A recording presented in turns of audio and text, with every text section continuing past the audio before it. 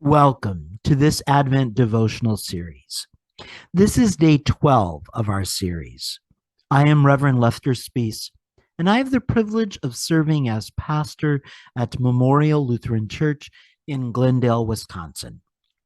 During this Advent season, I will be reflecting on some tough questions that come from Scripture and on some sacred spaces that have helped me to respond to those tough questions. Thank you for joining me in this journey. This devotion is for Thursday, December 8th, 2022. And our tough question comes from Psalm 8, verses 3 and 4.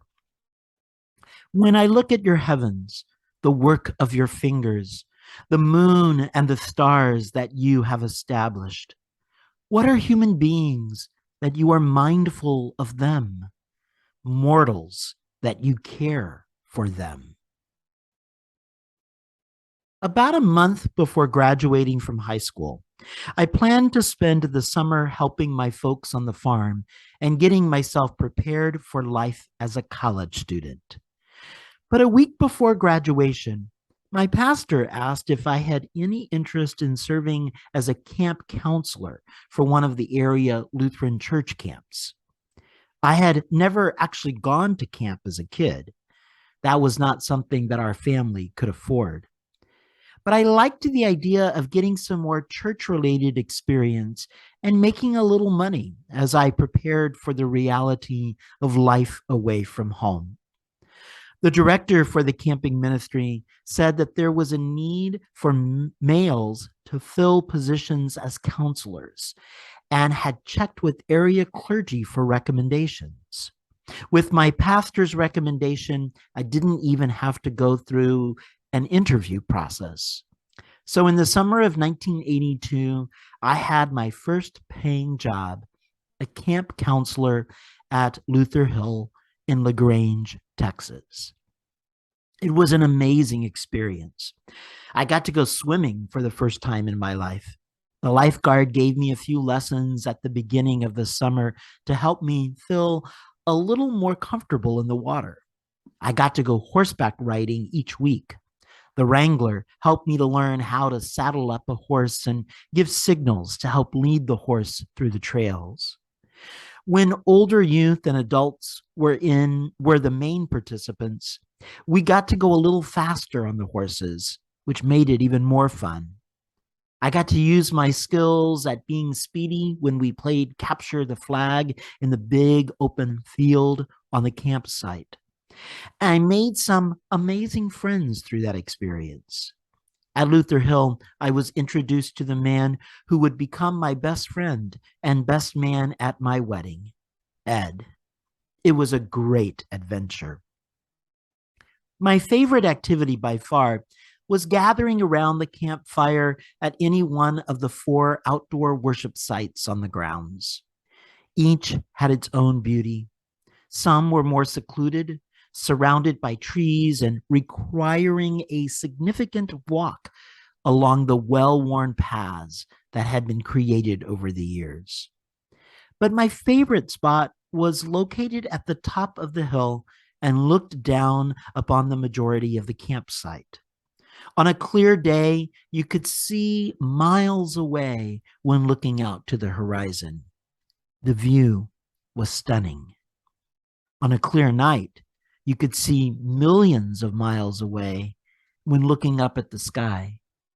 The view was similarly stunning. I didn't always appreciate the beauty of creation when I was on the farm. I think I was too busy working in the creation to appreciate the beauty of the creation. And when the work was hard, the beauty was even harder to see. But at Luther Hill, where my job was to help lead youth in Bible studies, horseback riding adventures, and playing games, I had the opportunity to appreciate God's creation in new ways. I especially cherished the nighttime worship services. The youth who came from larger cities, where light pollution caused distorted views of the skies, were surprised to see how clear the views were and how many stars occupied the heavens. The light of the night sky had gone largely hidden from their view. And even though I grew up on a farm, far away from any city lights, even I was surprised at how many stars we could see on a clear night. Even the moon seemed brighter and bigger than normal when I was at the camp. The vastness of the universe, as seen through the naked eyes of a young camp counselor, sometimes made me feel kind of small. It's a big world. I was a little person. But it also made me feel special. Special to be able to witness this gift, special to be able to share in its beauty with others, and special to be counted among God's creation. In fact, it made me feel really special to know that in all the vastness that I was able to see, God loved me enough to call me a child of God and to allow me to live in the midst of this divine beauty. To know that there was so much in our universe, and yet God cared most about me, was overwhelming and awesome. Awesome was a word we used a lot at camp in the summer of 1982. The word was fitting. I was lucky. I got to repeat the adventure in the summer of 1983 when I was invited to come back for another summer of work as a counselor. The vastness remained. The beauty was constant.